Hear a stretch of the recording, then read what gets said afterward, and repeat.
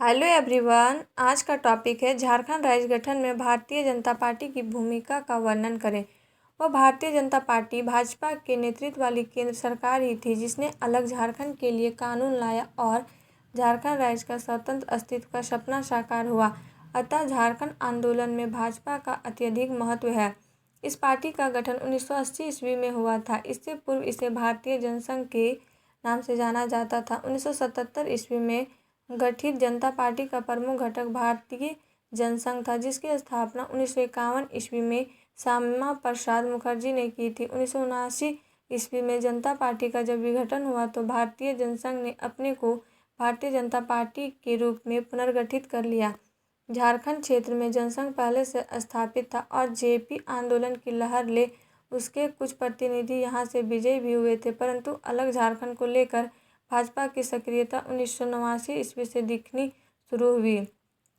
अपनी राजनीतिक जमीन तलाश में भाजपा झारखंड आंदोलन में सक्रिय हुई थी। भाजपा को डर था कि कहीं आदिवासी क्षेत्रों में कांग्रेस का जनाधार ना बढ़ जाए और वह झारखंड राज्य के गठन करके पूरा श्रेय ना ले ले, क्योंकि कांग्रेस ने झारखंड मामले की समिति का गठन कर दिशा में प्रयास शुरू कर दिया था। अतः भाजपा ने अलग झारखंड के पक्ष में स्वयं को उतारना बेहतर समझा। अब झारखंड नाम को लेकर समस्या थी, अतः भाजपा ने झारखंड के स्थान पर वनांचल के गठन की बात की। पार्टी ने 1989 ईस्वी को अपने चुनावी घोषणा पत्र में बड़े राज्यों के कारण उत्पन्न असंतुलन की चर्चा की और उसे दूर करने के लिए छोटे राज्यों के गठन की बात की। भाजपा के प्रस्तावित वनांचल राज्य में छोटा नागपुर और संथाल परगना के ही क्षेत्र शामिल थे। पार्टी ने झारखंड के गठन को लेकर रांची और दुमका में रैलियों की और पटना रैली में वनांचल की मांग दोहराई। इसका फायदा उसे हुआ और उसके वनांचल क्षेत्र से 1989 ईस्वी के लोकसभा चुनाव में पहली बार 5 सांसद जीते। 1990 ईस्वी के विधानसभा चुनाव में भी पार्टी को 21 सीटें मिली।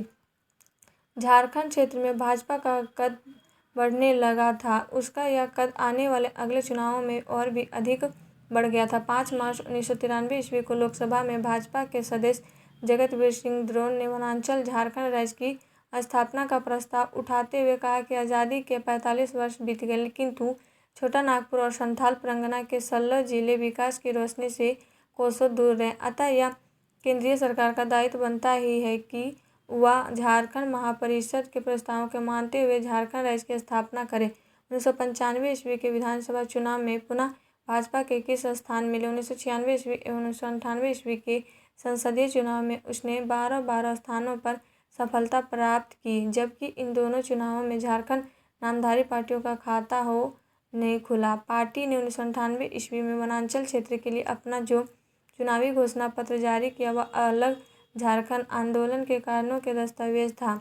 इसमें न केवल अलग वनांचल राज्य के गठन का वादा किया गया था, बल्कि उसे 82 वर्ष पुराना तथा जनता की आकांक्षाओं का प्रतिनिधित्व करने वाला भी बताया गया था। पार्टी ने आदिवासी अस्मिता की रक्षा की भी बात की और कहा कि इस क्षेत्र का विकास इसलिए नहीं हो रहा है क्योंकि यह क्षेत्र उत्तर बिहार और मध्य बिहार का उपनिवेश बन गया। अतः राज्य गठन की मांग यहाँ के लोगों की ज़रूरत और अस्मिता से जुड़ी हुई है।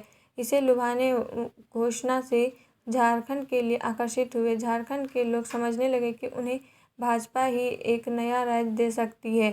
अपने सपनों को पूरा होते देख झारखंड के लोगों समझने लगे कि उन्हें भाजपा ही एक नया राज्य दे सकती है। अपने सपनों को पूरा होते देख झारखंड के लोगों का झुकाव भाजपा की ओर बढ़ा। दूसरी ओर भाजपा को संसद रिश्वत कांड का भी फायदा मिला, जिसमें पैसा लेकर कांग्रेस की सरकार बचाने में झामुमो नेताओं के नाम सामने आए थे। 1998 ईस्वी में केंद्र में जब भाजपा अपने सहयोगियों के साथ सत्ता में आई तो लोकसभा और राज्यसभा के सदस्यों की संयुक्त बैठक में राष्ट्रपति ने अपने अभिभाषण में वनांचल राज्य के निर्माण संबंधी सरकार के इरादे की घोषणा की। इसके बाद सरकार ने अलग राज्य के लिए एक विधेयक बिहार विधानमंडल की राय के लिए भेजा, परंतु वह वहां पारित नहीं हो सका। इससे पहले ही वह कुछ कर पाती, उसकी सरकार गिर गई। 2000 ईस्वी में पुनः जब भाजपा गठबंधन की सरकार बनी तो उसने अपने वादे के मुताबिक झारखंड के निर्माण की प्रक्रिया प्रारंभ की और उसमें वह सफल रही।